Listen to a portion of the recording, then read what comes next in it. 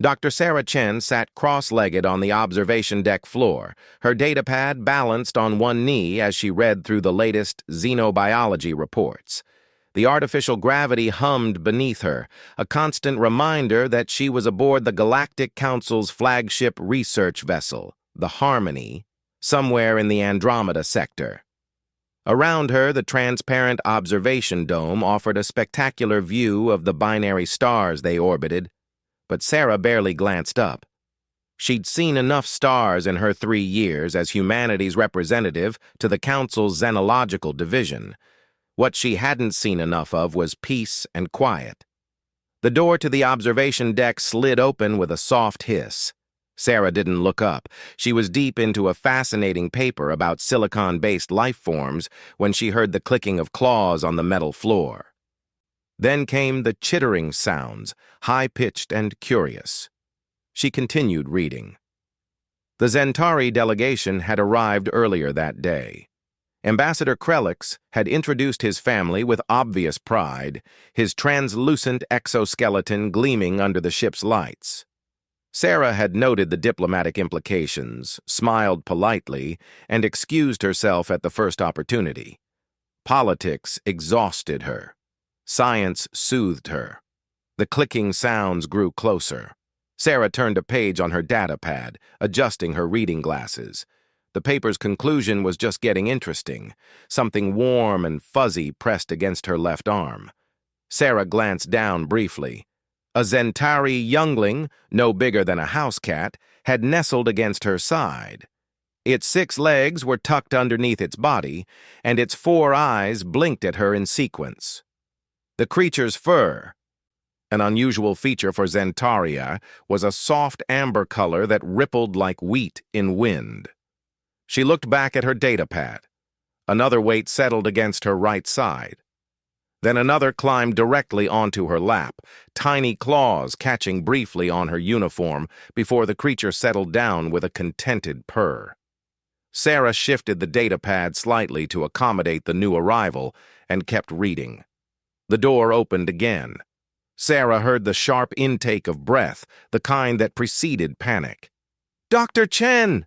Ambassador Krelix's voice crackled with distress, his translator struggling with the pitch. "Please, do not move. The younglings, they are predators in training. Their instincts, they are not yet controlled."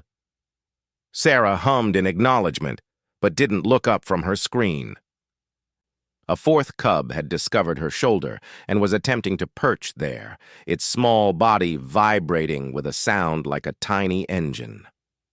"Dr. Chen, you must understand." The ambassador's footsteps approached rapidly, then stopped.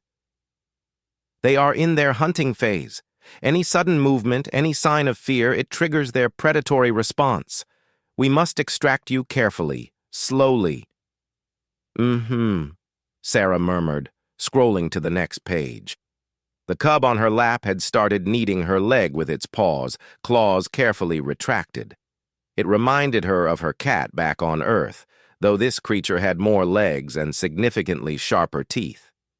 "The human is in grave danger."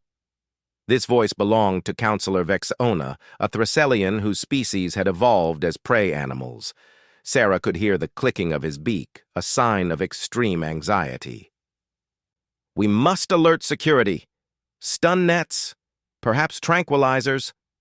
"That would traumatize the children," Sarah said mildly, still reading.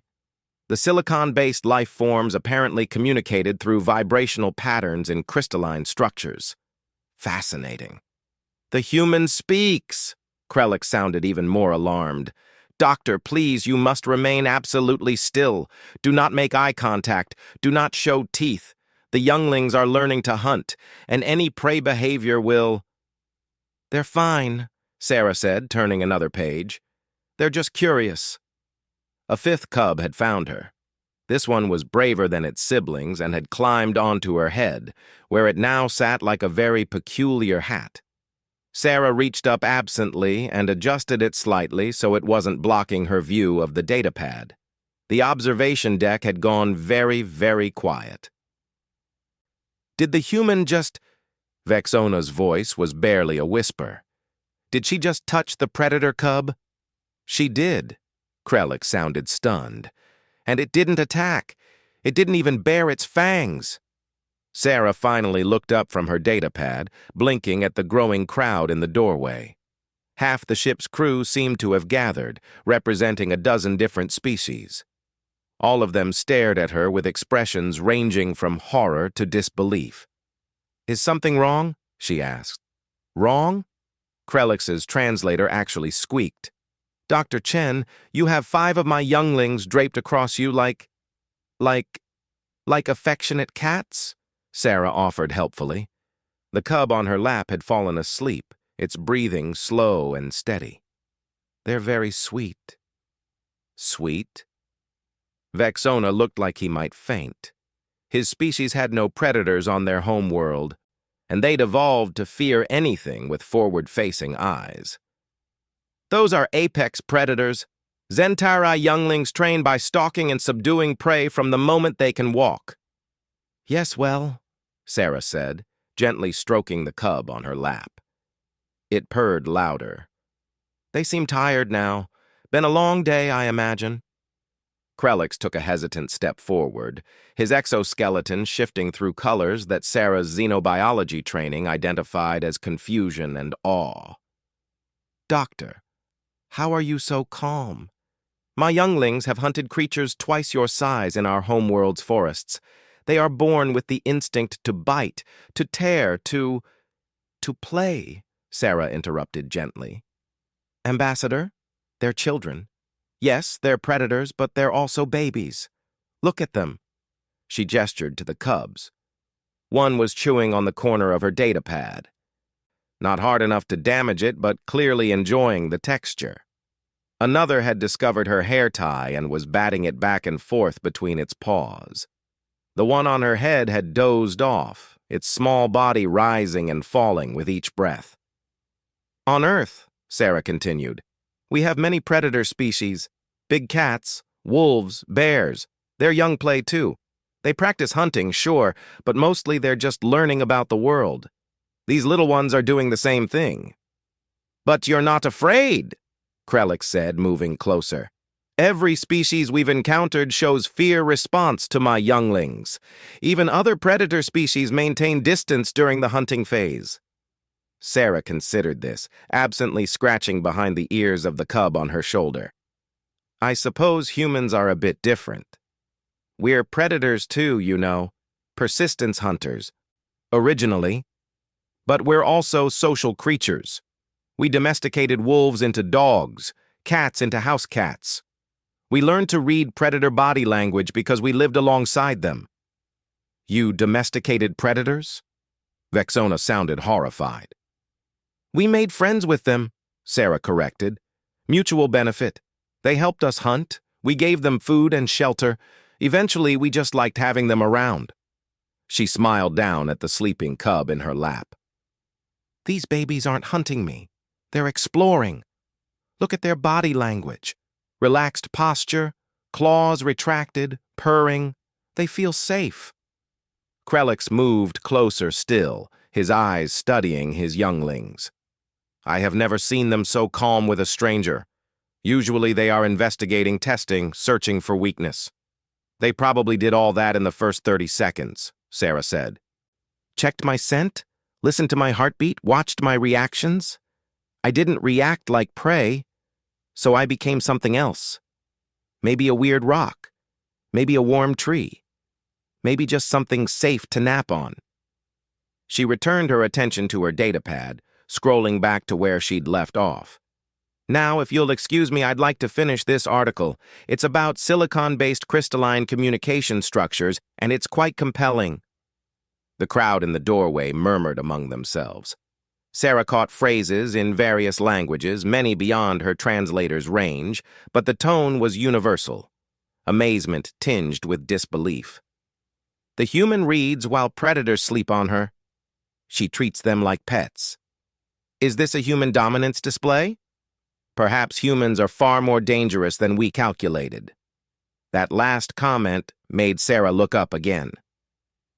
"I'm not dangerous. I'm just comfortable around animals. It's not that complicated." Krelix settled onto the floor nearby, his movements slow and deliberate. Dr. Chen, among the Zentari, the ability to calm younglings in their hunting phase is considered a sign of great strength. Only our most skilled warriors can do this, and only after years of training. You did it without thinking. I was thinking, Sarah protested, about silicon-based life forms. You were ignoring apex predators climbing on you. Well, yes, they weren't hurting anyone. The ambassador's exoskeleton rippled through several colors Sarah didn't recognize. 3 galactic standard months ago, a Thracellian diplomat encountered my younglings during their hunting phase. He ran. The younglings gave chase. It took hours to calm them down. And the diplomat requested a transfer off the ship. He shouldn't have run, Sarah said simply. That triggers prey drive. Basic predator psychology. Basic to humans, perhaps. Krelix gestured to the crowd, which had grown larger. Nearly 20 species were represented now, all watching Sarah with varying degrees of fascination. To the rest of us, this is extraordinary. You understand predators instinctively. Sarah shrugged, disturbing the cub on her shoulder. It chirped in sleepy protest, and she murmured an apology, stroking its fur until it settled again. Humans have been dealing with predators for millions of years. We learned to read them because our survival depended on it. And once we stopped seeing them only as threats, we learned to appreciate them, to coexist. Your planet must be terrifying, Vexona muttered. It has its moments, Sarah admitted, but it's also beautiful. Predators are part of the ecosystem. They keep everything balanced, and honestly, once you understand them, they're not scary. They're just animals trying to survive, same as everyone else. The cub on her lap stretched, its claws extending briefly before retracting again. It yawned, showing rows of very sharp teeth, then curled back into a ball. Sarah smiled and gave it a gentle pat. Your younglings are very well behaved, Ambassador, she said. You should be proud. Krelix's exoskeleton flushed a warm gold color that Sarah's training identified as pleasure and pride. They are my greatest joy. But I confess, I did not expect them to be so taken with a human. Maybe they know we understand them, Sarah suggested. She finally set down her datapad, accepting that she wouldn't finish the article right now. Predators recognize other predators. Not as threats necessarily, but as, I don't know, kindred spirits? We speak the same body language. More crew members had gathered. The observation deck was becoming crowded. Sarah noticed security officers hovering near the door, probably ready to intervene if the younglings showed any aggression. A medical team waited behind them, scanning equipment at the ready. All of this because she had some cubs sleeping on her. You know, Sarah said thoughtfully, this explains a lot about first contact. How so? Asked a new voice. Captain Threlix, a Zentari like the ambassador but older with battle scars crossing his exoskeleton, pushed through the crowd. He studied the scene with keen eyes. When humans first joined the Galactic Council, Sarah explained, there were concerns about our predatory nature. Some species wanted us classified as dangerous, restricted from certain planets and stations. But we're not really more dangerous than any other species, we're just comfortable with danger, I guess. We grew up around it. She gestured to the sleeping cubs. To most species, these younglings are terrifying. To me, they're just babies. Not because I'm brave, but because I've been around Earth predators my whole life. I had a dog growing up, a German Shepherd. Big, powerful animal with jaws that could break bones. But he was gentle with me because we understood each other. Fascinating, Captain Threlix murmured. He moved closer, and his younglings stirred at his approach. The one on Sarah's head chirped a greeting, but none of them left their comfortable positions. They trust you completely. Trust is a two-way street, Sarah said. I trusted them not to hurt me, so they relaxed. If I'd been afraid, they would have sensed it, and things might have gone differently. Most species cannot suppress their fear response to predators, the captain observed. It is instinctual. Humans have lots of instincts, Sarah replied. Fear of predators is one, but curiosity is another, and it's often stronger. We see something dangerous and part of us wants to understand it, to figure out how it works. She smiled. It's gotten us into trouble more than once, but it's also how we've survived. The cub on her shoulder had woken fully and was now investigating her ear with its nose. Sarah held still, letting it explore. Its whiskers tickled, but she didn't flinch. Your species is remarkable, Krelix said softly. In all my years as an ambassador, I have never witnessed such fearlessness. It's not fearlessness, Sarah corrected. I'm afraid of plenty of things. Black holes, quantum uncertainty, badly written research papers, but animals? They make sense to me. They're honest. A predator doesn't pretend to be something it's not. She looked at the crowd of alien faces watching her. Maybe that's what makes humans different. We're predators who chose cooperation. We could have stayed solitary hunters, but we formed communities. We domesticated other species instead of just hunting them. We learned to see strength in diversity rather than threat. The observation deck was silent except for the contented purring of the cubs. Finally, Vexona spoke, his voice shaky but thoughtful. Perhaps we have underestimated Earth's value to the Galactic Council. If humans can bridge the gap between predator and prey species so naturally. We're good mediators, Sarah agreed.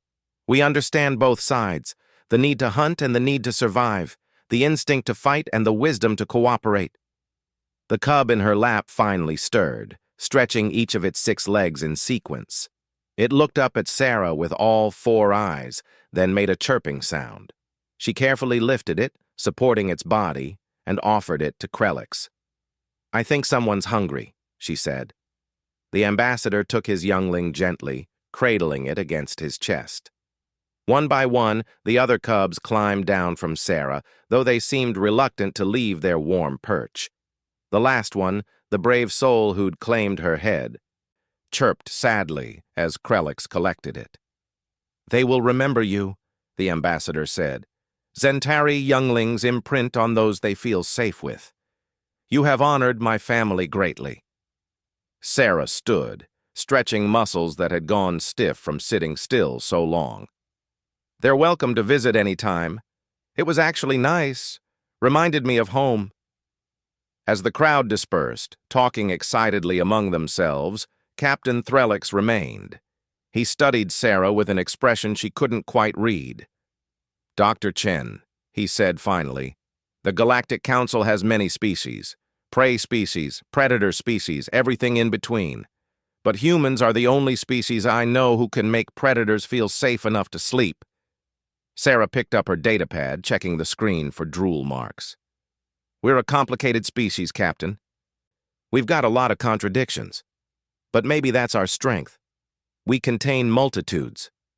She smiled at him. Now, if you'll excuse me, I really want to finish this article about silicon-based communication. Unless there are any other predator cubs that need a reading buddy? The captain's exoskeleton rippled with what Sarah had learned to recognize as Zentari laughter. Not today, Doctor. But I suspect word of this will spread throughout the ship. You may have more visitors soon. As long as they let me read, Sarah said, settling back onto the floor. I'm happy to meet them. She returned to her datapad, and the observation deck returned to its peaceful quiet. Outside the dome, binary stars continued their eternal dance, beautiful and distant, but Sarah barely noticed.